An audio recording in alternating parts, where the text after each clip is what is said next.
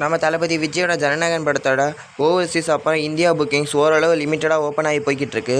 So நம்ம இந்த வீடியோவில் இப்போ வரைக்கும் டே 1க்காக ப்ரீமியர் ப்ளஸ் டே 1க்கு எவ்வளோ கலெக்ஷன் வச்சுருக்குன்னு சொல்லி இப்போ நம்ம பார்க்கலாம். ஃபஸ்ட்டு ஓவர்சீஸ் பார்த்தோம்னா யூஎஸ்எல்ல மட்டும் $110K கலெக்ஷன் பண்ணியிருக்கு. ஸோ இது நம்ம ஊர் காசுக்கு 1.06 crores. அப்புறம் மலேசியாவில் பார்த்தீங்கன்னா 840K மலேசியன் ட்ரிம்கின்னு பார்த்தீங்கன்னா கலெக்ஷன் பண்ணியிருக்கு. ஸோ இது நம்ம ஊர் காசுக்கு 1.98 crores. ஸோ யூகேயில் பார்த்தீங்கன்னா 1.22 crores. ஆஸ்திரேலியாவில் பார்த்தீங்கன்னா ஆஸ்திரேலியன் டாலர்ஸுக்கு $63K கலெக்ஷன் பண்ணியிருக்கு. ஸோ நம்ம ஊர் காசுக்கு 43 lakhs. ஸோ இதை தாண்டி ரெஸ்ட் ஆஃப் வேர்ல்டெல்லாம் சேர்த்து 55K அமெரிக்கன் டாலர்ஸ் கலெக்ஷன் பண்ணியிருக்கு.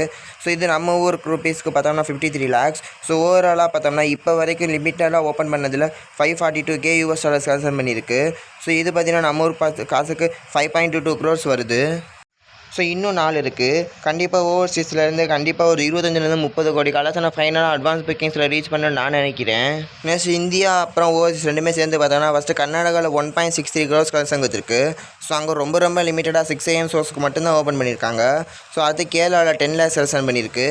ஸோ இதை தாண்டி ஓவர்சீஸில் 5.22 crores. ஸோ டோட்டலாக வேர்ல்டு பை 6.95 crores கலெக்ஷன் கொடுத்துருக்கு. ஸோ இது பார்த்தோம்னா ப்ரீமியர் ப்ளஸ் டே 1 ரெண்டுமே சேர்த்து தான் இந்த கலெக்ஷன்.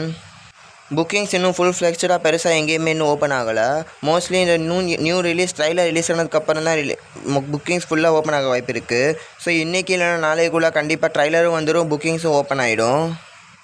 ஸோ ஃபைனலாக இந்த படம் அட்வான்ஸ் புக்கிங்ஸில் ப்ரீமியர் ப்ளஸ் டே 1க்காக எவ்வளோ கலெக்ஷன் கொடுக்க போகுதுன்னு வெயிட் பண்ணி பார்ப்போம்.